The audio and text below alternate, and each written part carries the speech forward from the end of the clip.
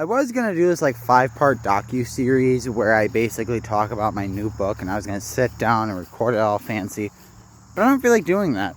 So you're just going to have this genuine, more true to myself approach while I go take a walk in nature, I guess. So, my new book, A Poem for a Sorry Soul. The trailer just dropped as of recording this, and I have some shorts coming out. It's a new book written by me. It actually, fun fact, was the first manuscript I wrote this year. I've written about 8. I'm working on my 8th. There'll be more on that in the future at least. But this was the first manuscript I completed this year. So I'm really excited to release it. A little backstory for A Poem for a Sorry Soul is that it's a non-linear story, first off. So all the events that happen in the book are not told from beginning to end. It jumps around a timeline around this incident, which we'll get to in a little bit. This whole incident is basically explained without being directly shown yet.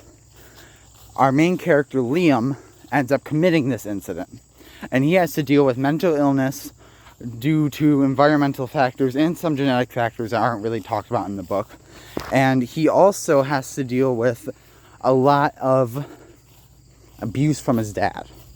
So not only is he dealing with this abuse, mental illness, and the whole school basically hating him being bullied, but he is basically in this like smoldering kind of boiling pot where he can't really escape. Nothing's getting better for him. And basically throughout this book, we see him justify the horrible thing he does, which is nicknamed The Incident. Now, I don't want to give away what he does. I should say that it's pretty clear when you read throughout the book what he does, but it's a very sensitive topic, so I'd really rather not state it. But let's just say it's a very sensitive and horrific thing that seems to happen a lot in America. That's as much as I'm going to speak on it. So, one of the greatest things about whenever I write a book is, hold on. You guys gotta see this tree. Hold on. Anyways, one of the major things when I write any story is that there is a lesson with it. It's not just as simple as I wrote it and I'm publishing it. I don't do stuff for just entertainment. Usually, there's either a theme, message, or some sort of concept I'm getting at, some sort of thing like that. Very rarely do I just write a book out of fun. Well, I mean, I do have fun doing it, but the only book that I really wrote out of fun was Bunker. That was kind of a fun little writing idea I had, and it became a story. But usually I write what kind of fables I joke about. But the lesson of this book is basically how someone can justify the horrible. And not the lesson of that makes it right, but the lesson of how if we look at tragedy and we look at these things that happen, but we never understand why they happen, you never understand the tragedy. So what's the whole point of calling it a tragedy if you don't understand any of the lead up to the tragedy?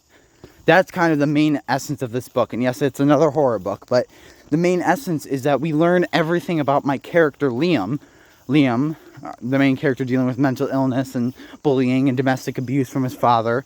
All of this you see through his eyes, and you see how he slowly justifies this horrible thing he does. So it's I think it's interesting when I came up with the concept, but also it's very harrowing because he's not just a bad guy. He didn't just wake up one day and do something. You know, there's a lot that builds up to it, and that's how I think real tragedies are made. Every time we see a tragedy in history, it's not as simple as, oh, they woke up and suddenly 10,000 people are dead. There's things that build up to it. Sometimes it's racism, sometimes it's homophobia, sometimes it's mental illness. Sometimes it's just, there's so many factors. And it's not as simple as you can just look at it and be like, hey, they're bad. Like, there's so much to it. How can someone justify the horrible?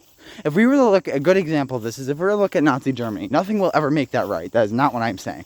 But if we look at Nazi Germany and how Hitler justified the Holocaust, then we can understand how to prevent things like that. That is why I wrote this book, to understand that it's not as simple as person done bad. There's so much that leads up to it, and if we don't understand the roots of the weed, how can we weed the garden? Also, another in the distance. It's a lot more, and that's kind of what I'm getting at with this book. Anyone can write a book where it's just like, okay, this tragedy happens, how do we come back from it? And that's a good plot line anyways. That's still a good like idea in itself, which I totally haven't written. Hint, hint, nod, nod. But I want to focus on the lead up to tragedy with this book. Everything that happens leads up to this horrific moment. So that's really why I want you to get away from this. I want you to get from this that it's not as simple as black and white. It's not as simple as someone wakes up and does something. There's so much that goes into it. And if we fail to understand what goes into it, we fail to understand the scenario itself. Through this docuseries, we'll talk about the different themes and messages throughout this book. But that's the main premise. That's the main theme you're supposed to get away. Liam is the name of the main character. And through this book, you will read from Liam's point of view everything that has happened.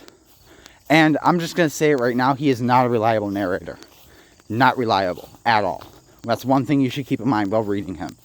He's not reliable. And I did that on purpose. So, thank you for watching. If you want to buy the book, it's down below. And throughout this docuseries, I will talk about the different themes and how important they are to the story. Thank you. Have a lovely day. Take care of yourself. Get some water.